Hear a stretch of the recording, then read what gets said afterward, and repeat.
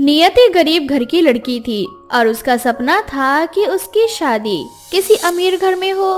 इसलिए वो अपने कॉलेज के सबसे अमीर लड़के अनुज पर डोरे डालती है। ऐसे ही एक दिन अनुज कैंटीन में अकेला खा रहा होता है।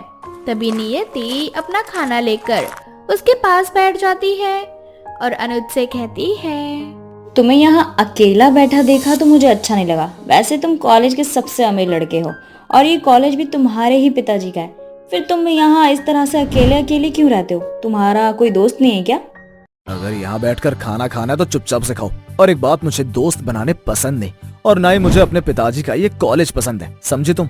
अनुज की बेरुखी देखकर नियति को बहुत गुस्सा आता है, पर नियति हार नहीं मानती और उसकी इस बेरुखी को प्यार में बदलने की कोशिश करती है।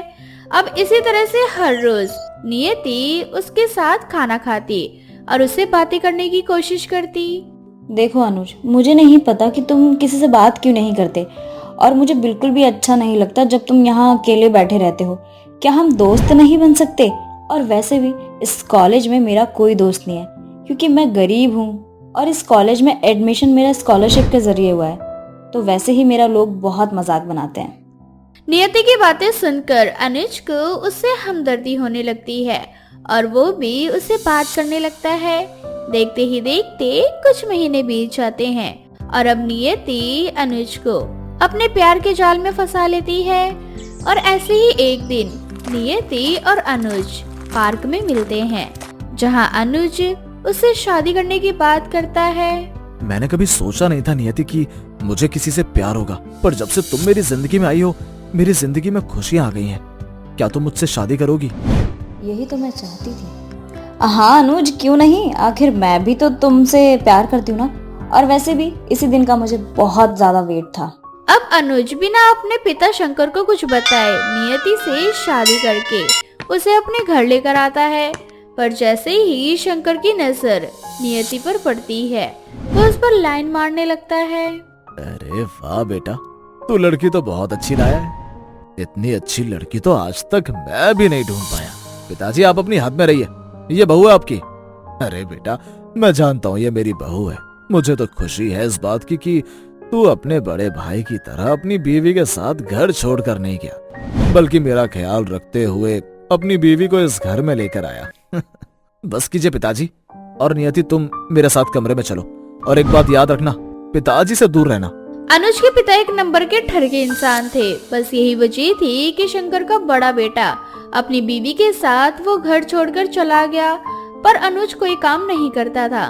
बस इसलिए बेरोजगारी के चलते अनुज नियति को अपने घर लेकर आता है। पर जब नियति को पता चलता है कि सारी दौलत और ऐशो आराम उसके ससुर के नाम है, तब नियति की भी नीयत फिसलने लगती है। नियति, तूने तो गलती कर दी। तुझे इस निठल्ले को नहीं बल्कि इसके बाप को फंसाना चाहिए था। पर कोई बात नहीं, अभी भी देर नहीं हुई है। तेरा ससुर तुझ पर पहले से ही फिदा है। क्या पता मेरे जाल में फंस जाए।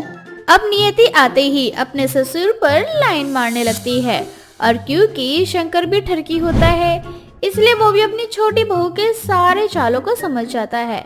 ऐसे ही एक दिन जब अनुज घर पर नहीं होता, तो नियति अपने ससुर के लिए चाय बना कर ले जाती है और अपने ससुर के करीब जाकर अपने ससुर से कहती है, ससुर जी, आप ना बहुत अट्रैक्टिव हैं और वैसे भी 70 की उम्र में ना 17 के नजर आते हैं। बेवकूफ मेरा बेटा तुम पर कितना विश्वास कर रहा है, पर तुम तो मुझ पर लाइन मार रही हो।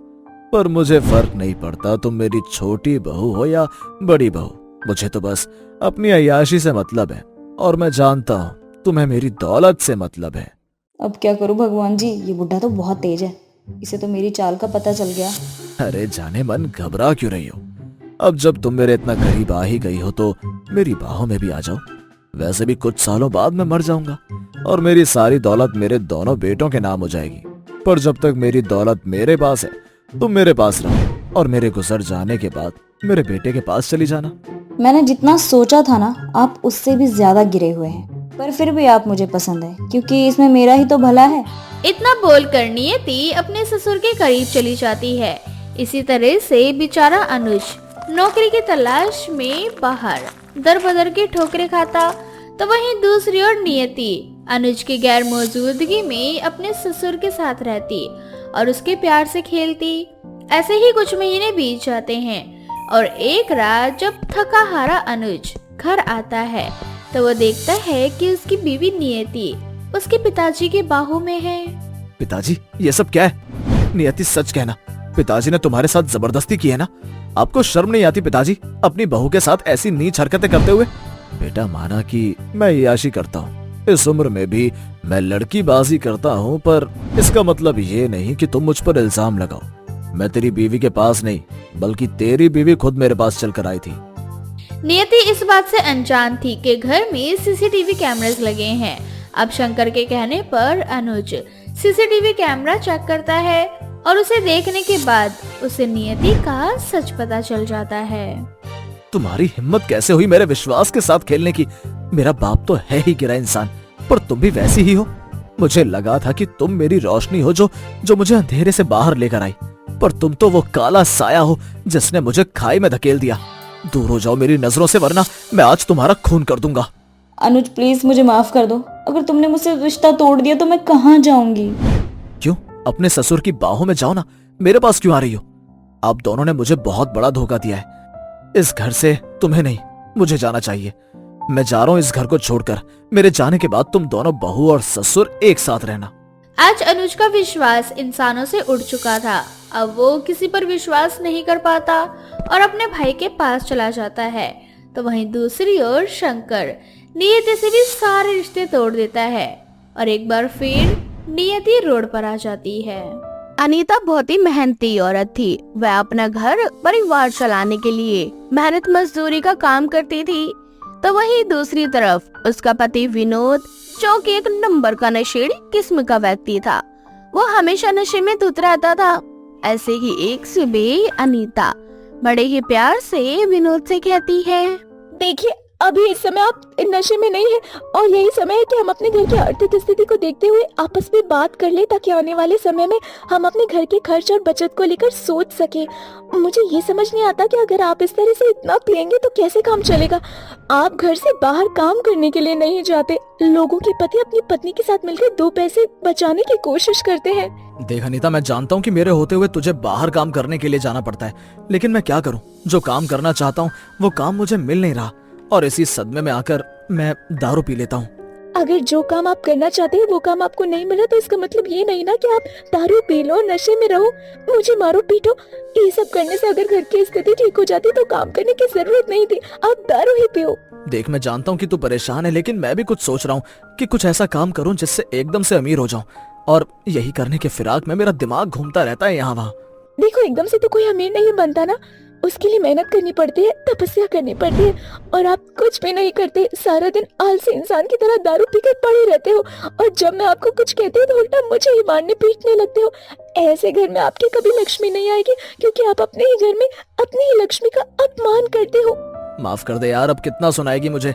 चल अब काम पर जा तू, तेरे जाने का समय हो गया है। बाकी थोड़ी देर में मैं भी निकलता हूँ और देखता हूँ कि मुझे कुछ मिल जाए जिसमें मैं तेरा साथ दे पाऊँ।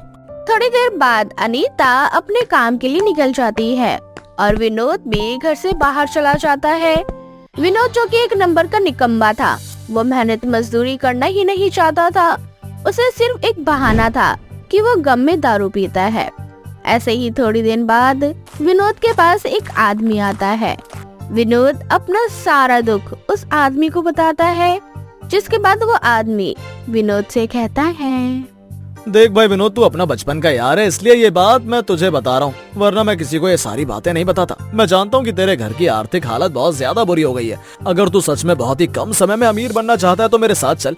वहाँ आए बाबा हैं जो कुछ उपाय बताएंगे। वो उपाय करने के बाद ना तू कुछ ही समय में अमीर बन जाएगा। क्या सच में ऐसा हो सकता है? अरे हाँ भाई, हो सकता है। एक बार चल कर तो देख, अगर तुझे ठीक न लगे तो मत करना वो उपाय। विनोद उस आदमी की बात में आकर उस बाबा के पास जाता है। वहाँ जाने के बाद विनोद अपनी सारी बात बाबा को बताता है, जिसके बाद बाबा विनोद से कहती हैं, देख बच्चा, हम जानते हैं कि तू बहुत ही ज्यादा परेशान है और तेरी परेशानी का एक ही इलाज है, बलि। क्या बलि? हाँ, तुझे बलि देनी पड़ेगी, और वो भी अपनी पत्नी की, क्योंकि तेरी पत्नी लक्ष्मी नहीं बल्कि कुलक्ष्मी है। वो जब से तेरे जीवन में आई है तब से तेरे जीवन में लक्ष्मी आना बंद हो गई है, और तेरी पत्नी ने अपने कदम घर से बाहर निकालकर तेरे जीवन में और अंधकार ही फैला दिया है। इसलिए अगर तू चाहता है कि तू कम समय में अमीर हो तो तुझे अपने घर में पड़े कुलक्षणी की बलि देनी पड़ेगी, और इसके सारे कीमती जेवर और कुछ पैसे इसकी बलि देने के साथ अर्पित करने होंगे। अगर तुम तैयार हो तो मैं पूरी गारंटी लेता हूँ कि तुम सिर्फ एक सप्ताह के अंदर अमीर हो जाओगे। विनोद को कुछ भी समझ में नहीं आ रहा था कि वो क्या करे और ये बाबा क्या कह रहा है। थोड़ी देर बाद विनोद वहाँ से उसी आदमी के साथ घर की ओर निकलता है। तभी वो आदमी उससे कहता है, देख भाई विनोद, मैं जानता हूँ कि तेरे लिए ये सब कुछ आसान नहीं है, पर यकीन मान, इन बाबा का टोटका ना बहुत ही ज्यादा फायदेमंद होता है। और ये बात तो पूरा मोहल्ला जानता है कि जब से तेरी बीवी आई है तब से तेरी जीवन की काया पलट ही बदल गई है। अगर तू इसकी बलि दे देगा तो शायद तेरे जीवन में कुछ तो अच्छा होगा। विनोद बहुत ही ज्यादा असमंजस में आ जाता है। उसे समझ में नहीं आ रहा था कि वो क्या करे। थोड़ी देर बाद विनोद घर चला जाता है और यही सारी बातें सोचने के बाद विनोद खूब सारी दारू पी लेता है और नशे में हो जाता है। जब अनीता उसे इस तरह से दारू पी कर घर आता देखती है तो वो गुस्से में कहती है, तुम्हें इतना समझाया लेकिन कोई फायदा नहीं हुआ। आखिर तुम्हें करनी तो अपने मन की है। आज वो दिन आ गया है कि मैं तुम्हें अच्छे से सबक सिखाऊं। रुको, आज तो घर में कोई खाना वाना नहीं मिलेगा, बाहर ही रहोगे तुम। विनोद को अनीता के मुंह से ये सारी बातें सुनकर बहुत ही ज्यादा गुस्सा आने लगता है और वो पास में खड़ा डंडा उठाकर अनीता को बहुत बुरी तरह से मारने लगता है। इस बार अनीता भी विनोद की इस बार को बर्दाश्त नहीं कर पाती और वो पुलिस में जाकर विनोद के खिलाफ कंप्लेंट दर्ज करवा देती है, जिसके बाद पुलिस विनोद को उठाकर हवालात में डाल देती है। कुछ दिन बाद हवालात में रहने के बाद अनीता खुद विनोद की जमानत करवा कर उसे घर ले आती है। विनोद के अब दिल दिमाग में बस एक ही बात घूम रही थी कि वो कैसे अनीता को रास्ते से हटाए। थोड़ी देर बाद विनोद बाबा से फोन पर बात करता है। बाबा, मैं तैयार हूँ अपनी पत्नी की बलि देने के लिए। कल के कल मैं इसकी बलि देना चाहता हूँ। आप इसकी बलि देने के लिए भले ही मुझे कसाई क्यों न बनना पड़े, इसे मैं अपनी जिंदगी में बिल्कुल भी बर्दाश्त नहीं कर सकता। अनीता विनोद की सारी बातें सुन लेती है और वो समझ जाती है कि जरूर दाल में कुछ न कुछ तो काला है। अनीता बिना कुछ सोचे समझे वो पुलिस को फोन करके बता देती है और अगले ही दिन विनोद अनीता को बेवकूफ बनाकर उस बाबा के पास ले जाता है। बाबा सबसे पहले अनीता के ऊपर भभूत डालते हैं तो वही विनोद अनीता का जेवर और कुछ पैसे बाबा को देता है। थोड़ी देर बाद बाबा अनीता के हाथ पैर रस्सी से बांध देता है और उसे लेटा दिया जाता है। अनीता बहुत ही ज्यादा घबराई हुई थी। विनोद, ये रहा वो हथियार जिससे तुझे अपनी कुलक्ष्मी पत्नी की बलि देनी होगी और इसका धड़ इसके शरीर से अलग करना होगा। उसके बाद ही तू अमीर होगा।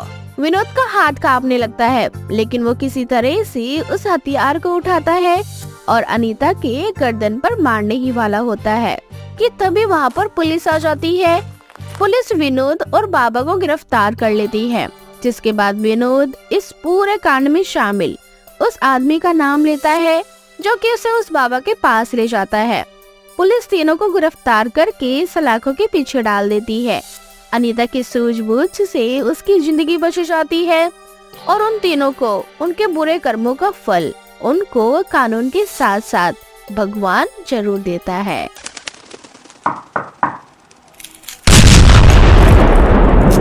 चूचू चिड़िया की कहानी। सुंदर वन जंगल में चिंकी नाम की एक चिड़िया अपने माता पिता बंटी कबूतर और बबली कबूतरी के साथ रहा करती थी। चिंकी चिड़िया एक गरीब परिवार से थी जिसको बचपन से ही अमीर बनने का बड़ा शौक था, पर वो अपने अमीर बनने के सपने को कभी पूरा नहीं कर पाई थी। वहीं उसके माता पिता बिना दहेज के कालू नाम के पक्षी के साथ चिंकी चिड़िया की शादी करवा देते हैं।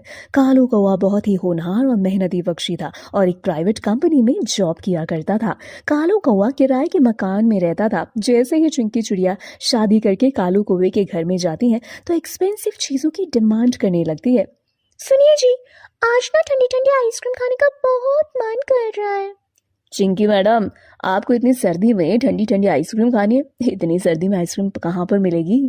वही तो, हमारे घर में आज अगर फ्रिज होता तो आइसक्रीम हम घर पे ही बना लेते। खैर कोई बात नहीं, आप एक काम करो, आप मुझे पीवीआर में मूवी दिखाने ले चलो। चिंकी, मैं तुम्हें मूवी दिखाने जरूर ले चलता, लेकिन मेरे पास इतने पैसे नहीं है। तुम घर में ही मूवी देख लो ना यार, तुम्हें जो भी मूवी देखनी है मैं तुम्हें वो वाली कैसेट ला दूंगा। आप हमेशा मिडिल क्लास ही रहेंगे, मेरी एक भी डिमांड पूरी नहीं करते। अरे मेरी इतनी सी बात पर इतना गुस्सा। चलो ठीक है, शाम को रेडी रहना, मैं शाम को ऑफिस से घर आऊंगा ना तो आते ही मूवी देखने चलेंगे, ठीक है? गुस्सा मत हो अब। इतना बोलकर कालू का वो ऑफिस के लिए निकल जाता है और चिंकी चिड़िया भी घर के कामों में बिजी हो जाती है। सुबह से शाम हो जाती है, चिंकी चिड़िया रेडी होकर कालू कौवे को बार बार कॉल करती है, लेकिन कालू का कॉल नॉट रीचेबल आता है, जिसके कारण चिंकी को बहुत गुस्सा आता है और वो खुद से बोलती है, कोई फिक्र नहीं है इनको मेरी, भला ऐसे भी कोई पति करता है क्या? तभी अचानक कालू कौवा चिंकी के फोन पर कॉल करता है। हेलो चिंकी, मैं घर आने में थोड़ा सा लेट हो जाऊंगा यार। कब से फोन मिला रही हो, आप फोन क्यों नहीं उठा रहे थे? यार चिंकी, आज ऑफिस में वर्कलोड कुछ ज्यादा ही है और नेटवर्क इशू भी बहुत ज्यादा है, तुम्हें तो पता ही है ना। पता नहीं, लेकिन आज तुम्हारी सारी बातें मुझे बहाने जैसी लग रही हैं। हद है यार चिंकी, तुम हर चीज में चिकचिकबाजी करती हो। चलो छोड़ो कुछ भी, हाँ, लेकिन मेरी बात कान खोलकर सुन लो, आज पीवीआर जाने का प्लान बिल्कुल भी कैंसिल नहीं होना चाहिए, वरना आपको पता है ना। अरे यार बिल्कुल कैंसिल नहीं होगा, तुम चिंता मत करो। हाँ हाँ ठीक है, जल्दी आना।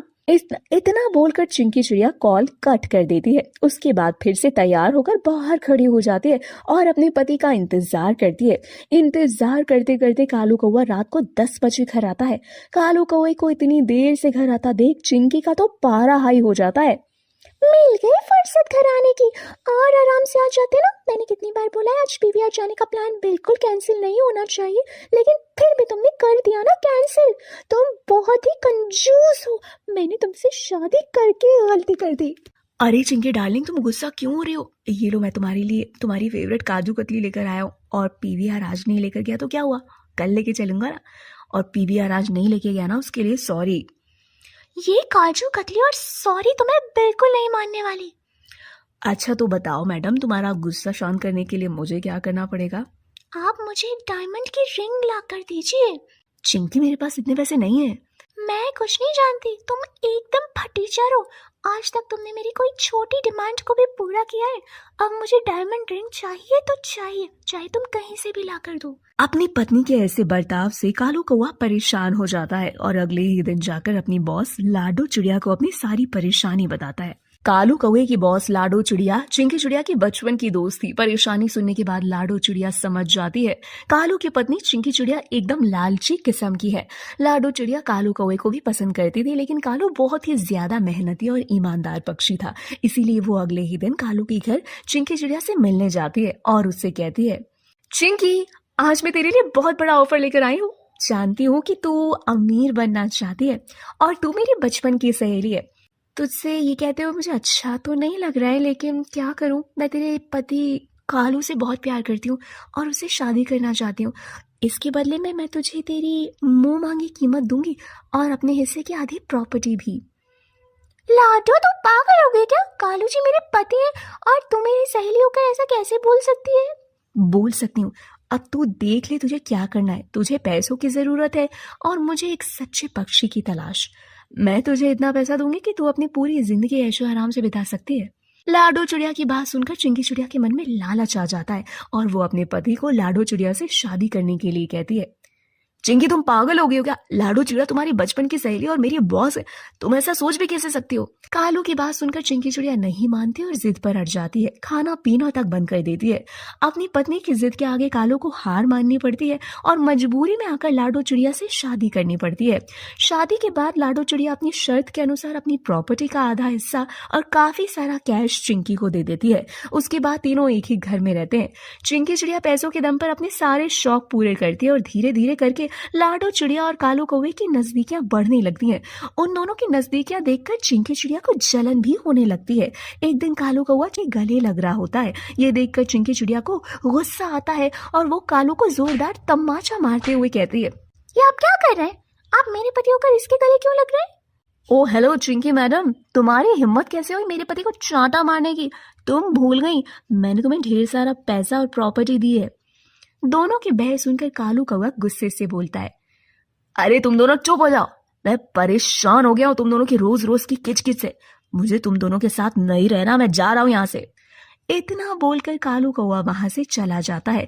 इस तरह से चिंकी चिड़िया के सर से अमीरी का भूत उतर जाता है और लाडू चिड़िया का पैसों पर से घमंड टूट जाता है और फिर दोनों को रिश्तों की असली अहमियत समझ आ जाती है। तो दोस्तों, ये थी हमारी आज की कहानी। दोस्तों, आपको पता है चिंकी चिड़िया की बचपन की सहेली का नाम क्या था? अगर आपको पता है तो आप अपना आंसर हमें कमेंट सेक्शन में कमेंट करके जरूर बताएं। साथ ही वीडियो को लाइक जरूर करें और मेरे चैनल को सब्सक्राइब करना और बेल आइकन को दबाना बिल्कुल भी ना भूलें।